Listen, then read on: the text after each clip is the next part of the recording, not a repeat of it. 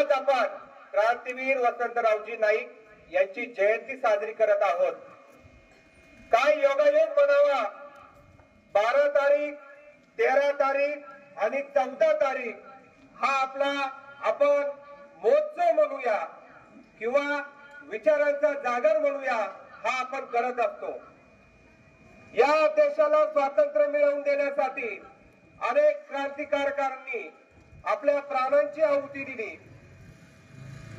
ज्यावेळी ते आहुती देत होते असं म्हटलं जातं, वी हॅव ब्लडलेस रिव्हॉल्युशन. रक्त विना क्रांती ही जी संज्ञा असेल, जर माझ्या दृष्टिकोनातून जर मी विचार केला तर ही संज्ञा पूर्ण होऊ शकत नाही. याचं कारण असं आहे, कुसुमाग्रज म्हणतात, ध्वज तुझा नाचविता गुंतलेत शृंखलेत हात. ध्वज तुझा नाचविता गुंतलेत शृंखलेत हात. तुझ्या यशाचे पवाडे गाता गळ्यात येतात. तव चरणांचे पूजन केले म्हणून ठरलो वेडे पीर. तव चरणांचे पूजन केले म्हणून ठरलो वेडे पीर. पण देशील ना तुझ्या कुशीचा या वेड्यांना आधार. आई वेड्यांना आधार. गरजा जय जयकार, क्रांतीचा गरजा जय जयकार. कुसुमाग्रजा ज्यावेळेस ही कविता लिहित होते त्यावेळेस त्यांचं त्या कवितेमधून सांगणं होतं की क्रांतिकारकांना त्या काळामध्ये वेडं ठरवलं जात होतं, परंतु तेच क्रांतिकारी आपल्या या देशातील लोकांना विचारतात, जर आमच्या 38 कोटी जनतेला या स्वातंत्र्यातून बाहेर काढण्यासाठी आम्ही आमची प्राणांची आहुती देत असेल, तर आमची भारत माता जी आहे ती भारत माता आम्हाला मात्र आमच्यामध्ये सामावून घेईल.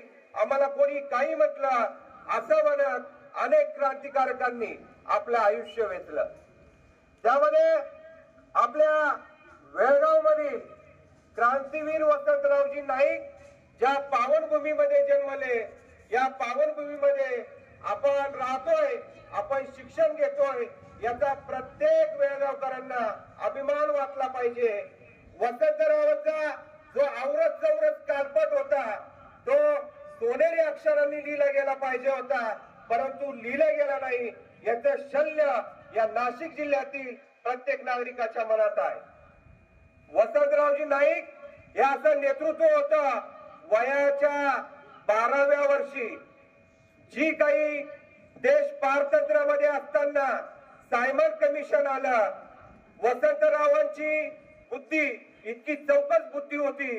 त्यावेळेस वसंतरावांनी विचार केला, या नाशिक जिल्ह्यामध्ये पहिला तरुण असेल असा विचार करणाऱ्या ज्या ब्रिटनमध्ये एक लिबरल पक्ष होता, एक मजूर पक्ष होता.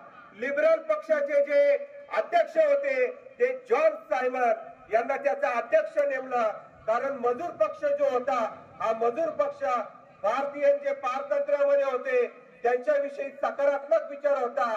फेडरेशन पक्षाला वाटलं, जर मजूर पक्ष जर सत्तेवर आला तर भारतीयांना ते स्वातंत्र्य देऊ शकतात, म्हणून त्यांनी सायमन कमिशन नेमलं की जरी कोणी सत्तेवर आलं तरीही सायमन जॉन यांना अधिकार राहील की या देशावर किंवा या देशाला कोणते अधिकार द्यायचे किंवा कोणते अधिकार द्यायचे नाही.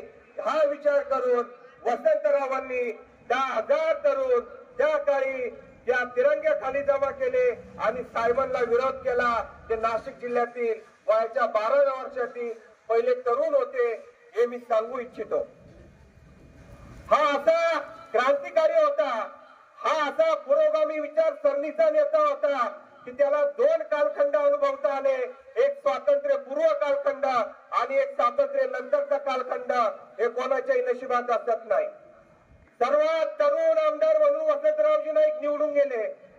गेल्यानंतर एक पर्यावरण प्रेमी म्हणून वसंतरावांची ओळख होते.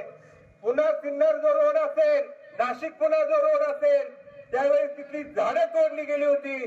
त्यामुळे विधानसभेमध्ये प्रश्न विचारणारा जर आमदार असेल तर ते क्रांतीवीर वसंतरावजी नाईक होते. वसंतरावांनी कृषी असेल, शैक्षणिक असेल, सामाजिक असेल, दारूबंदीला विरोध करणारे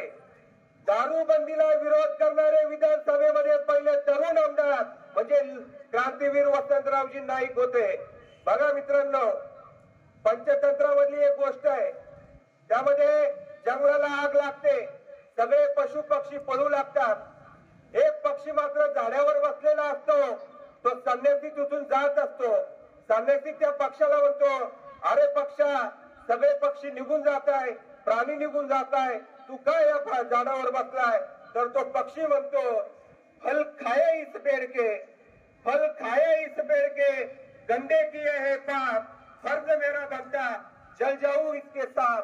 म्हणजे राष्ट्रप्रेम हे जर त्या क्रांतिकारकांनी त्या काळामध्ये आपलं प्रथम ठेवलं नसतं तर आज रोजी देश पारतंत्र्यामध्ये राहिला असता.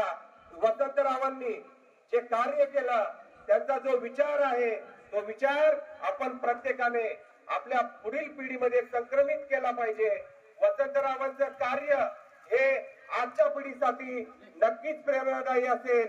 मी या क्रांतिकारकास विद्यालयाच्या वतीने आणि संस्थेच्या वतीने विनम्र अभिवादन करतो आणि माझे 2 शब्द संपवतो. जय हिंद, जय महाराष्ट्र. धन्यवाद बाबर सर, खूप छान असं मनोगत व्यक्त केलं. या देशाला स्वातंत्र्य मिळाल्यानंतर